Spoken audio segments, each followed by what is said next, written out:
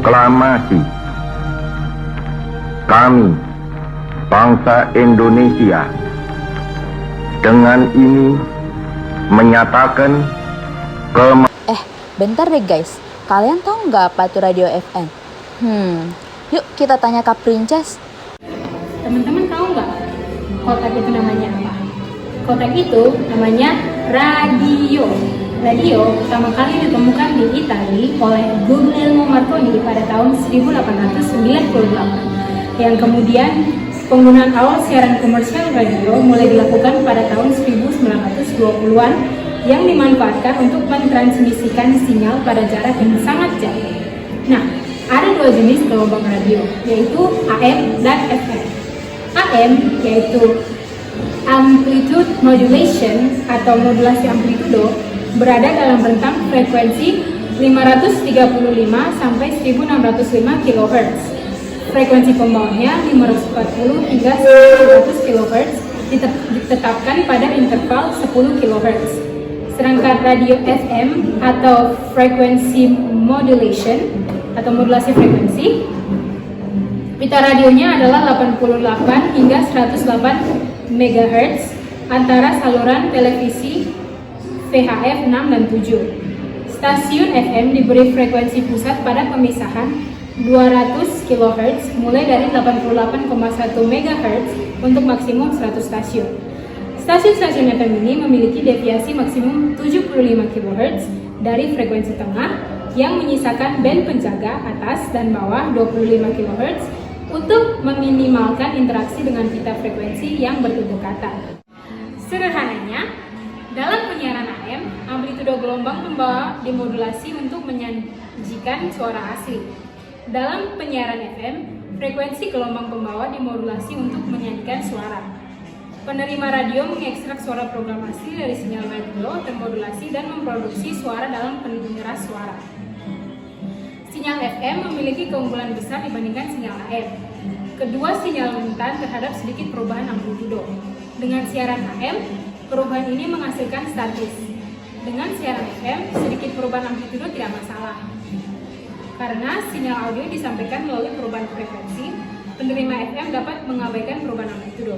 Hasilnya, tidak statis sama sekali. Kemerdekaan Indonesia. Hal-hal yang mengenai pemindahan kekuasaan. Nah, kalau dulu kan kebanyakan orang mendengarkan berita melalui radio. Tapi kalau sekarang kita bisa menggunakan televisi untuk mengetahui berita-berita terbaru tentang dunia sekarang. Pada umumnya, televisi itu terdiri dari beberapa bagian. Contohnya kayak antena, power, tuner, detektor, video, serta rangkaian penguat video dan audio. Bagian-bagian inilah yang membantu televisi bekerja sehingga kita bisa menyaksikan gambar dan mendengarkan suara. Yang pertama ada TV tabung. Jadi TV tabung merupakan jenis televisi yang masih menggunakan teknologi lama. Televisi yang satu ini masih menggunakan tabung di bagian belakangnya dan berfungsi sebagai tempat untuk proyeksi dan layar. TV tabung juga masih memakai remote play-tab serta memiliki ukuran yang berat dan besar. Oleh karenanya, teknologi ini masih dianggap kurang praktis dan masih memiliki banyak kekurangan. Sebuah panel layar plasma adalah jenis layar panel datar yang menggunakan sel-sel kecil yang mengandung plasma yang mana gas terionisasi yang merespon medan listrik. Cara kerja plasma display, yang pertama pada dasarnya cara kerja berbagai sistem layar atau monitor yang sama, yaitu menyalakan ribuan titik-titik kecil yang disebut dengan piksel. Dengan berkas elektron berenergi tinggi, di sebagian besar sistem ada 3 warna dasar piksel yaitu merah, hijau, dan biru yang didistribusikan secara merata di layar.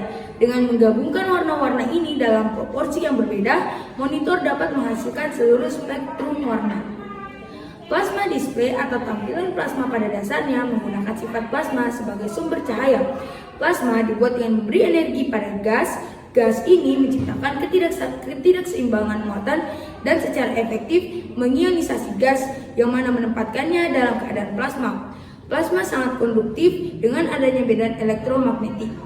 Nah, pada umumnya plasma dibuat ketika energi ekstra ditambahkan ke gas dan melepaskan elektron dari atom. Suhu tinggi sering menyebabkan plasma terbentuk. Atom-atom dalam gas panas bergerak sangat cepat sehingga ketika mereka bergerak, mereka bertabrakan satu sama lain.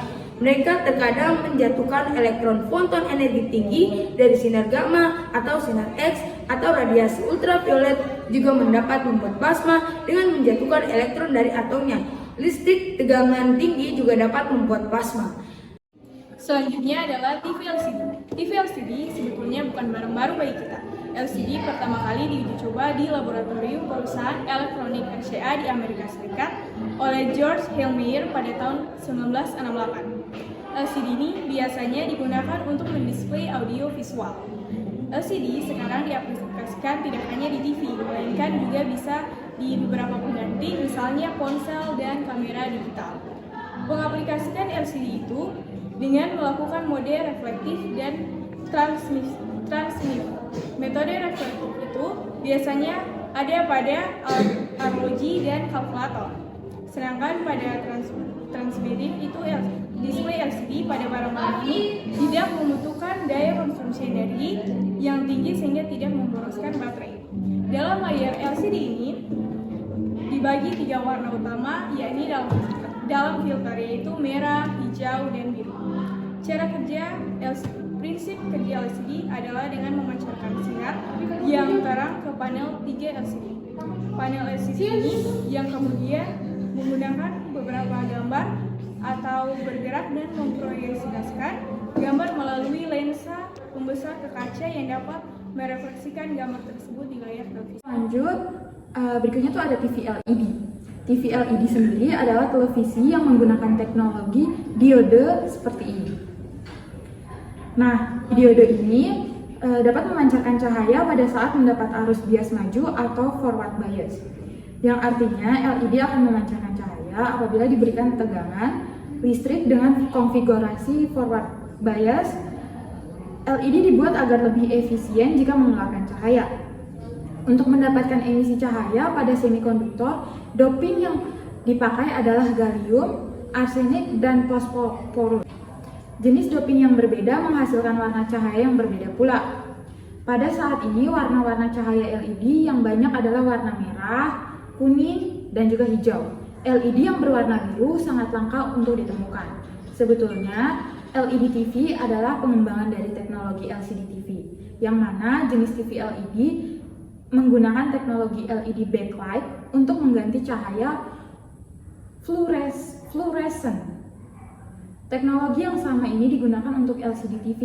Terdapat 2 macam tipe LED TV yang beredar di pasar, yaitu LED dan RGB LED, yang diatur oleh bagian belakang panel display atau layar. Dan tipe lain yaitu edge LED, yang mana LED ditaruh di bagian keliling layar. Next ada TV OLED. OLED sendiri merupakan singkatan dari Organic Light Emitting Diode atau sering disebut juga Organic LED. Teknologi ini banyak digunakan sebagai komponen penyusun layar monitor baik di televisi dan juga di smartphone. Berbeda dengan teknologi lain yang masih menggunakan lampu latar, OLED dapat memberikan tampilan cahaya yang memancar sendiri tanpa bantuan lampu latar. Berbeda dengan layar lain seperti LCD yang masih memerlukan cahaya terpisah di bagian belakang untuk menampilkan gambar, meskipun tidak semua penerapan OLED sama, tetapi teknologi yang menggunakan fitur OLED mempunyai konsep dasar yang sama, yaitu menggunakan bahan non-sintetis untuk menghasilkan cahaya. Mungkin untuk sebagian orang sudah mengetahui mengenai Android TV dan juga menggunakannya. Namun, bagi sebagian orang masih baru mengetahui apa itu Android TV dan apa kegunaannya. Yuk, kita sama-sama membahas mengenai Android TV. Android TV merupakan versi sistem operasi Android Google yang telah dikonfigurasikan secara khusus untuk TV. Beda dengan sistem Android seluler dengan layar penuh aplikasi atau widget seperti browser, cuaca, dan sound. Layar awal TV Android lebih fokus untuk membantu dalam menemukan berbagai konten yang dapat Anda nikmati di TV. Android TV pertama kali diluncurkan oleh Google pada tahun 2014. Hingga kini peminatnya juga sudah semakin banyak. Dikarenakan fitur canggih yang digunakannya, membuat penggunanya semakin menyukainya. Android TV juga memiliki beragam seri seperti pada Android di smartphone dan tablet. Android TV juga ada yang menggunakan sistem operasi Android seperti Marshmallow, Nougat, dan yang lainnya sebagainya. Mengenai fitur yang ada di Android TV, yaitu Google Play Store, Google Voice Input dan Control, dan Google Case. Jadi guys, itu adalah jenis-jenis radio dan televisi serta sifat dan karakteristik gelombang elektromagnetik. Sekian dan terima kasih dari kami. Selamat siang, bye!